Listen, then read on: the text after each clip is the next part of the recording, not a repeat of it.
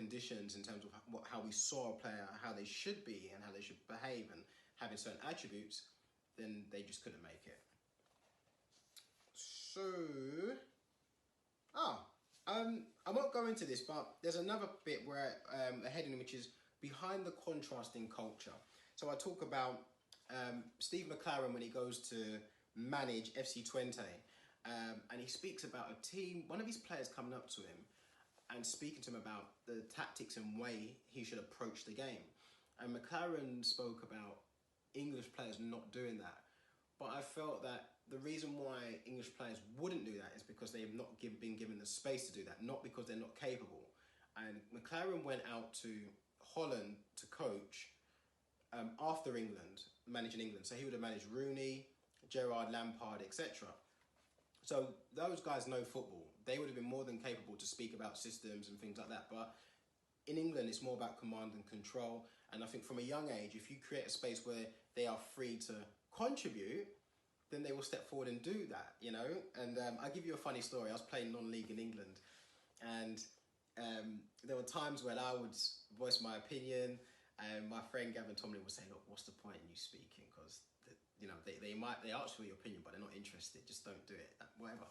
So I was playing for Stainstown, and we were playing against Eastleigh, I think it was, and we'd lost. We got battered, say 4-0.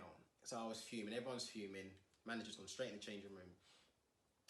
And I believe that my teammates, they hid behind hard work. Our problem was what we did with the ball, but they always said, oh, we know we didn't work hard enough. And I would get frustrated because I think, you know, you're just hiding behind that, like you're hiding on the pitch. So anyway, got in the change room, but as we're going in, I said, look, no one say anything about hard work.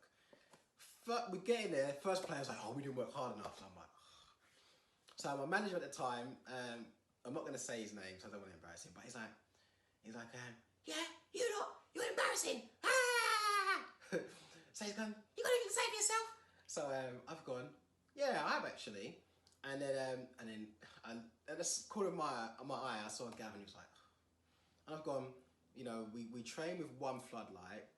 We're expected to keep the ball on a Saturday, but we don't do any keep ball. We know we pretty much, because of the one floodlight, we can't see anything. And so how are we going to develop in that area? And then as I'm talking, I realised something just came in my head and said, like, what's the point? And so I just, you know, don't worry about it. And he goes, Gam! So I was like, all right then. And as I went to say something else, he went, shut up! I can't say the word, but he swore and he's like, basically, shut up. So there's not that space. And yes, that's an example. But culturally, that's just something that we just don't have here. It's, if things don't go well, we curse.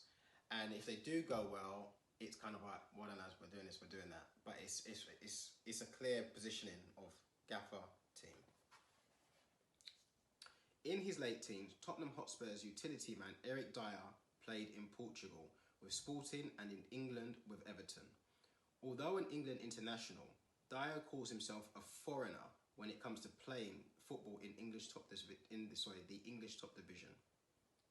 In an interview with the Guardian newspaper, Dyer gives his definition of a good player, stating that for one thing, they would be able to acknowledge mistakes and correct them for themselves.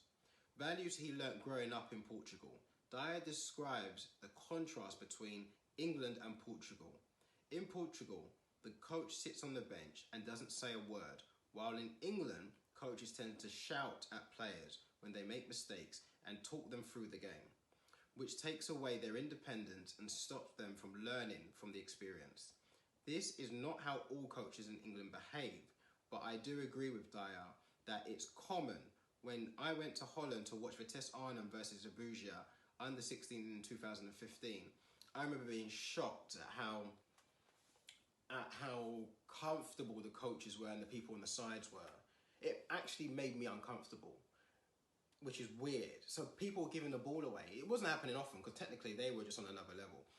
But I just saw the coach, he was leaning like on the bench, just cash. And I'm so used to hearing some noise and the parents on the sideline maybe moaning and criticising the players and being jealous because someone's probably being progressed more than their son and blah, blah, blah, blah.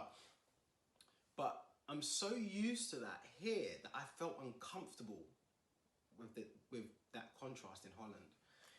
So yeah, I then go into why Brazilians are the most skillful. So looking at the components of their culture which allows them to be more skillful.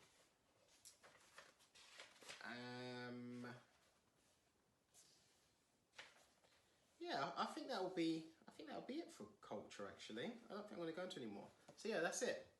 Culture.